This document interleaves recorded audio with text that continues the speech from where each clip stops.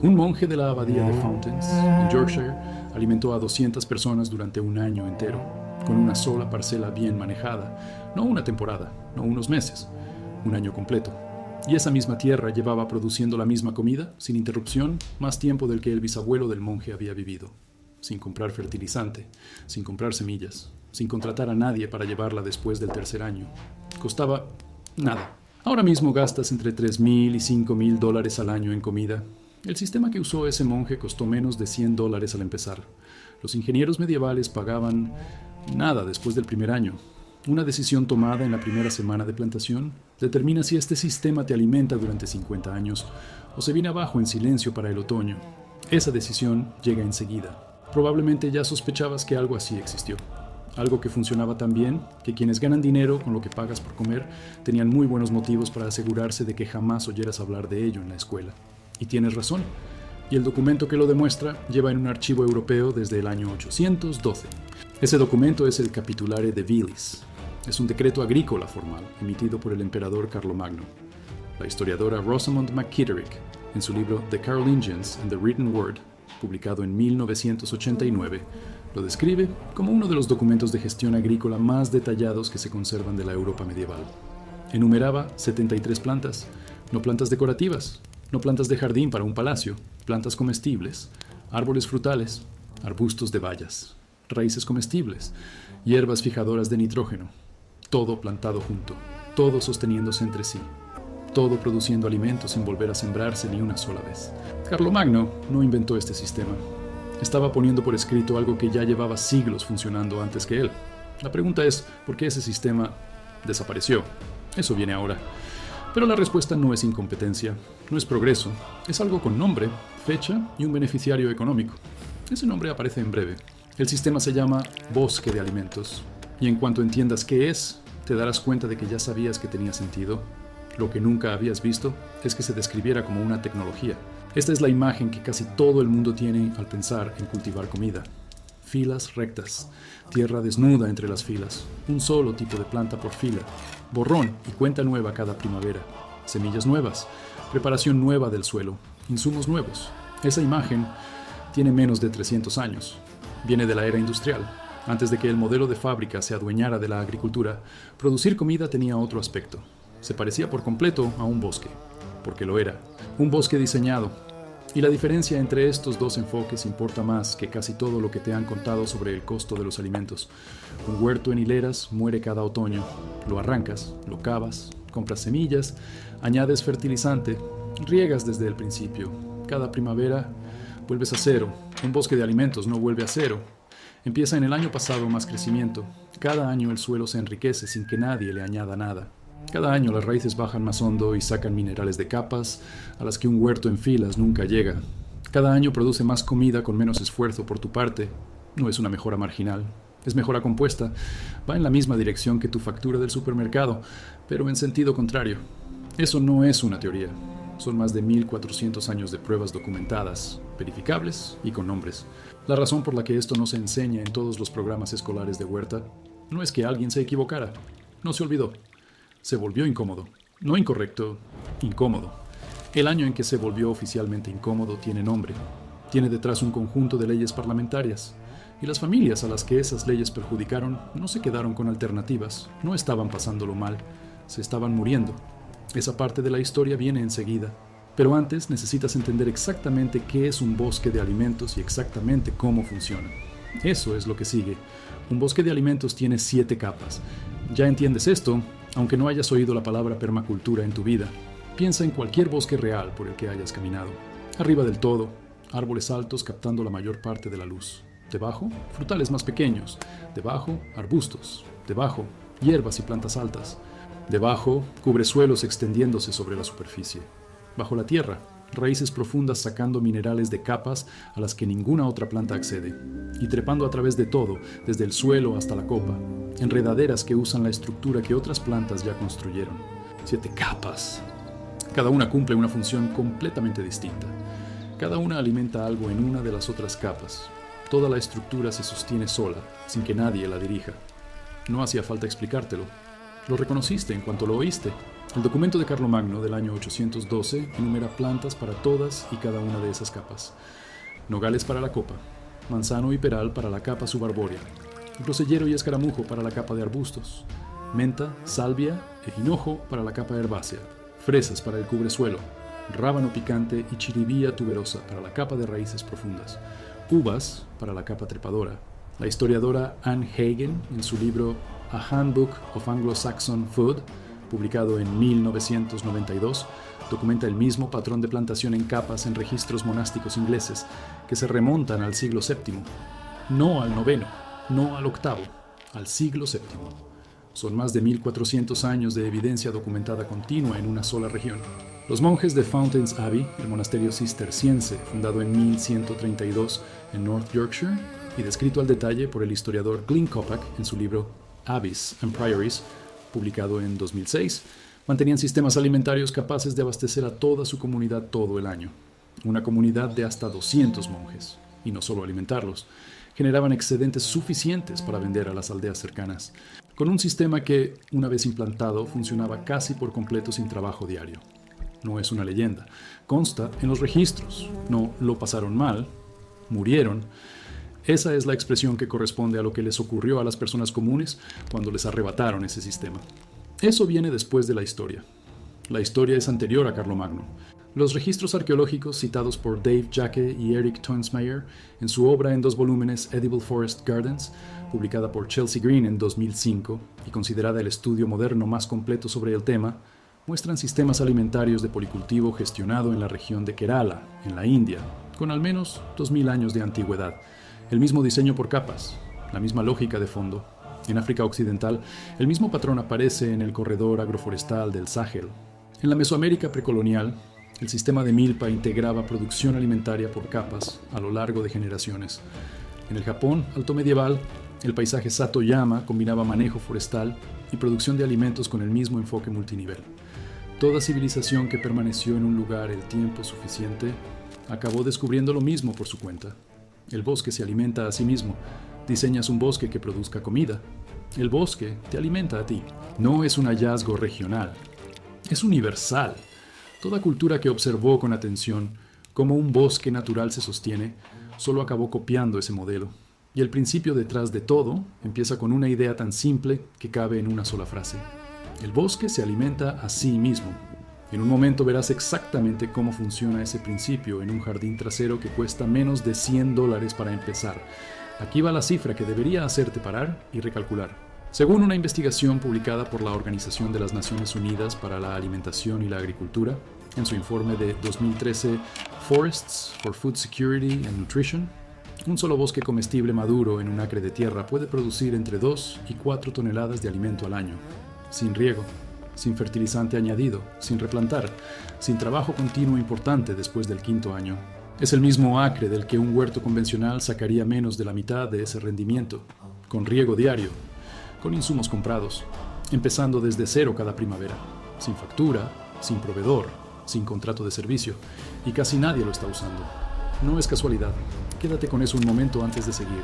El mercado mundial de semillas estaba valorado en más de $90 mil millones en 2022, según un informe de análisis de mercado de Grandview Research, publicado ese mismo año. $90 mil millones. Toda esa cifra depende de una sola conducta, de que compres semillas nuevas cada año. Un bosque comestible no compra semillas nuevas nunca. Las semillas ya están dentro, caen, germinan, el sistema se repone de forma continua. Un bosque comestible intacto no se puede facturar. No es una metáfora. Es un problema estructural de negocio para cualquier empresa cuyo modelo de ingresos dependa de insumos anuales. Las Enclosure Acts, aprobadas por el Parlamento británico en oleadas sucesivas entre 1750 y 1850, eliminaron de forma sistemática las tierras comunales donde las familias rurales inglesas corrientes llevaban generaciones manteniendo sistemas alimentarios de policultivo. No unas pocas familias, comunidades enteras. El historiador A.P. Thompson, en su libro fundamental The Making of the English Working Class, publicado en 1963, documenta con precisión lo que ocurrió con los pobres del campo que perdieron acceso a esa tierra. Llevaban siglos alimentándose de ella.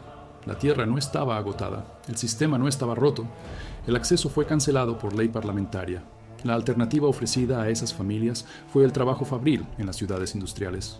No lo pasaron mal, murieron.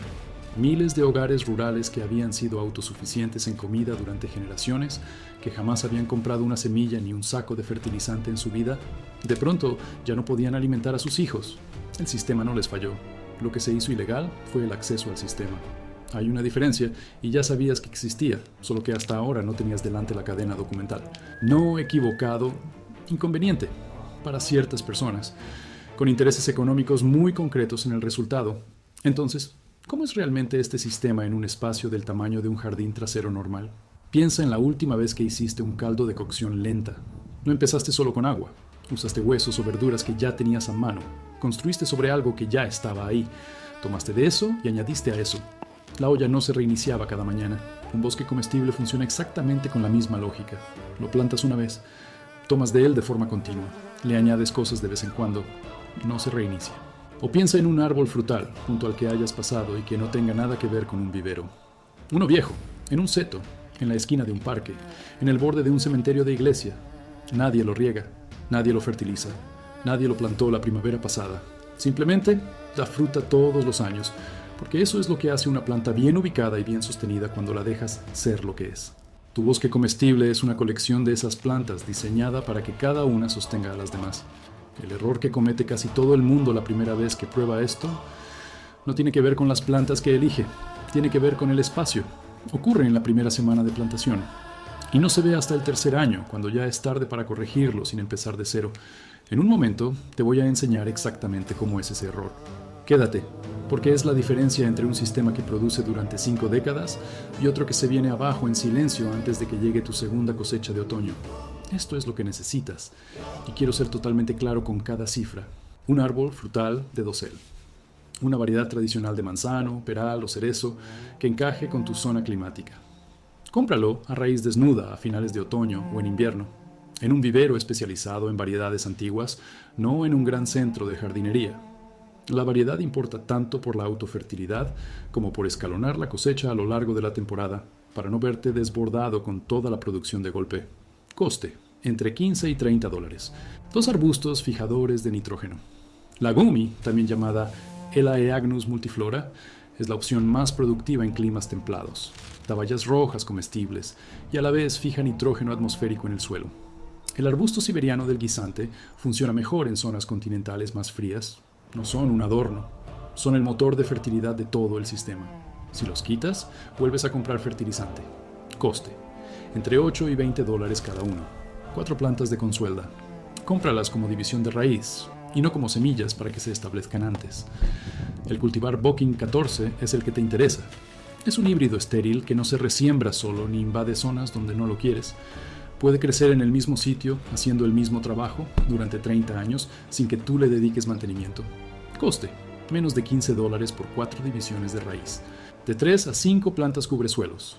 Los estolones de fresa, el tomillo rastrero o el trébol blanco funcionan muy bien, y cada uno cumple una función distinta al mismo tiempo. Las fresas dan alimento. El tomillo rastrero frena las malas hierbas porque les gana espacio a ras de suelo. El trébol blanco fija nitrógeno extra y alimenta a los polinizadores toda la temporada. Coste, menos de $12 en total por alvéolos o macetas pequeñas. Una planta trepadora, una zarzamora sin espinas o una variedad de uva de mesa, según tu clima. Plántala en el borde exterior del sistema, donde tenga luz, y guíala sobre una estructura simple de alambre, fijada a una valla o pared existente. Coste, menos de $20. Y eso es, de verdad, todo. Gasto total, entre $60 y $100. Una tarde para plantar. Producción alimentaria real a partir del segundo año. Un sistema en marcha hacia el 5.º año que seguirá dando comida cuando tus hijos tengan la edad que tú tienes hoy. Compáralo con entre $3,000 y $5,000 al año en compra de alimentos. Las cuentas se explican solas, y aquí está lo único en lo que casi todos fallan. Plantan todo según su tamaño actual, no según su tamaño futuro. Un manzano de 2 años es algo pequeño y manejable. Un arbusto de gumi de 2 años al lado parece encajar sin problema. Da la impresión de que sobra espacio entre ambos. El bancal se ve vacío y el impulso es llenarlo. Así que el principiante los planta demasiado juntos porque ahora mismo los dos son pequeños. 10 años después, el manzano tiene una copa que se extiende 4 metros en todas direcciones. La gumi de debajo queda en sombra casi total. Ha dejado de dar bayas. puede que se esté muriendo, y no puedes trasplantar un frutal que lleva una década formando su red de raíces en el suelo sin matarlo casi con seguridad. Has perdido 2 temporadas identificando el problema y has perdido el árbol intentando arreglarlo. Martin Crawford, fundador del Agroforestry Research Trust en Devon, Inglaterra, y autor de Creating a Forest Garden, publicado por Green Books en 2010, lleva desde 1991 manteniendo un bosque comestible vivo y documentado. Es uno de los ejemplos más estudiados de la Europa templada. Crawford es muy preciso en este punto. Un manzano estándar sobre portainjerto semienanizante necesita, como mínimo, 4 metros de espacio libre a su alrededor cuando la copa alcanza la madurez. Tus arbustos fijadores de nitrógeno van en el borde exterior de ese radio de 4 metros, no dentro, en el borde, donde seguirán recibiendo luz suficiente para producir en el año 12 y en el año 20. El paso que casi todos se saltan es medir antes de plantar. No calcular a ojo, no intuir, medir. Coge una cinta métrica antes de que una sola planta toque el suelo. Marca cada posición de plantación con una caña. Camina alrededor de las cañas. Comprueba hacia qué lado cae la sombra de la copa al mediodía en tu ubicación. En el hemisferio norte, la sombra de la copa cae hacia el norte. Tus plantas más exigentes en luz van al lado sur del árbol, nunca al norte. La consuelda, que prospera en semisombra, va en la zona norte de media sombra, donde casi nada más crece bien de todos modos. Esta comprensión geométrica del bosque comestible no era un consejo hortícola moderno. Los monasterios cistercienses trazaban sus huertos con la misma lógica. La historiadora Roberta Gilchrist, en su libro Medieval Life, Archaeology and the Life Course, publicado por Cambridge University Press en 2012, documenta patrones constantes de orientación este-oeste en los planos conservados de jardines cistercienses de toda Inglaterra. La orientación no era estética, era funcional. Gestionar la sombra es tan antiguo como el propio sistema. Se enseñaba, pasaba de generación en generación dentro de la formación monástica y luego dejó de enseñarse. Justo en el momento en que resultó comercialmente incómodo que se conociera de forma general. La consuelda merece mención aparte porque los monjes de la abadía de Fountains la usaban en casi cada rincón de sus tierras productivas, por una razón que la ciencia actual explica perfectamente. Sus raíces alcanzan unos 2 metros de profundidad. Es la estatura de un hombre alto, hacia abajo. A ese nivel acceden al calcio, potasio y fósforo que ninguna hortaliza anual puede alcanzar. Luego las hojas crecen, mueren y se descomponen, liberando esos minerales en la capa superficial donde se alimenta el resto. La historiadora Maud Grieve, en su libro Un herbario moderno, publicado en 1931 y basado en registros del siglo XIV, destaca la consuelda como una de las plantas medicinales y de mejora del suelo más constantes en los huertos medievales de Inglaterra. No era casualidad que estuviera en todos. Estaba allí porque todos dependían de ella. Plantas la consuelda una vez. Actúa como una bomba de minerales desde 2 metros bajo tierra por el resto de tu vida. Olvídate de comprar fertilizantes de potasio o fósforo. No es que se reduzcan, se eliminan. Ahora piensa en lo que hizo una comunidad de cientos de personas con este mismo principio a gran escala. La historiadora Della Hooke, en su libro Árboles en la Inglaterra anglosajona, publicado por Boydell Press en 2010, documenta aldeas enteras en la Alta Edad Media cuyo sustento principal venía de huertos de policultivo y bosques gestionados.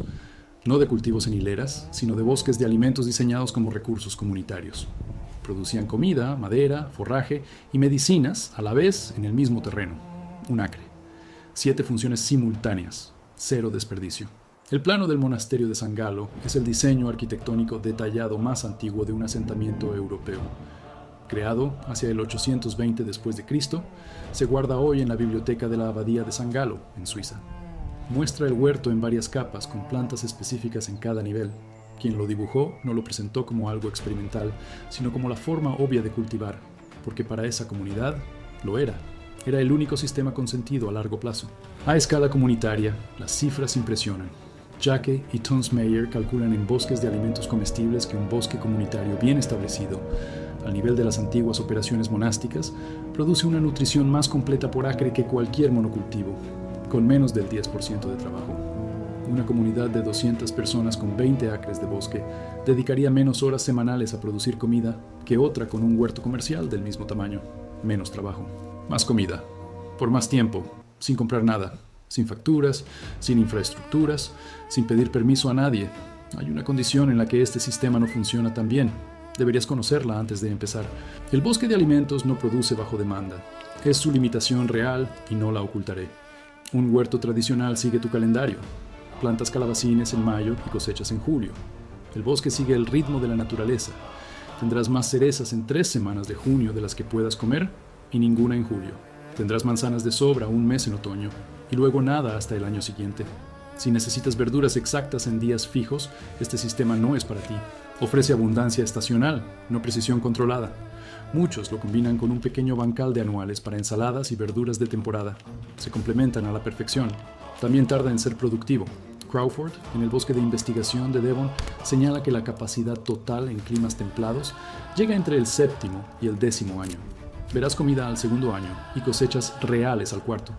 Pero el sistema autosuficiente que apenas requería trabajo en Fountains Abbey tarda una década en madurar. Si estás de alquiler o piensas mudarte en 3 o 5 años, no es el momento. Planta un frutal y 4 consueldas donde estés. Adopta la lógica y vuelve al diseño completo cuando tengas tierra propia. En espacios muy pequeños, de menos de 25 metros cuadrados, construirás una versión simplificada de 2 o 3 capas en lugar de las 7 completas. Sigue siendo mucho más productivo por metro cuadrado que un bancal elevado o un huerto en macetas convencional. Pero no es el mismo sistema, y tenerlo claro antes de empezar evita frustraciones. Los monjes de Fountains Abbey se fueron hace siglos. La abadía es hoy una ruina en el norte de Yorkshire, un monumento de English Heritage a lo que se mantuvo allí durante 4 siglos.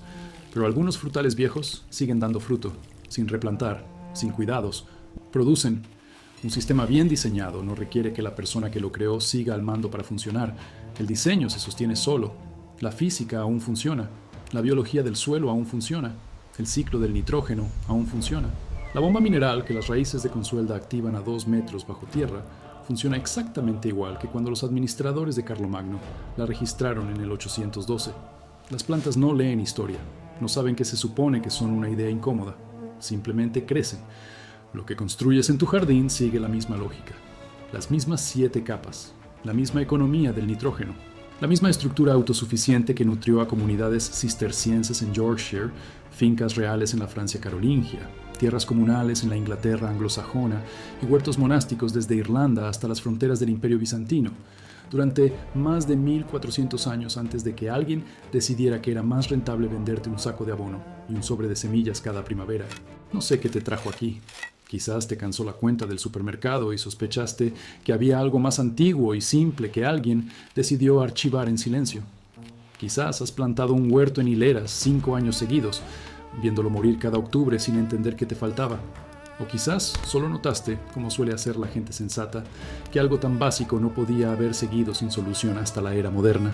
Querías que alguien confirmara lo que ya intuías a medias. No importa cuál sea la razón, funciona de cualquier modo.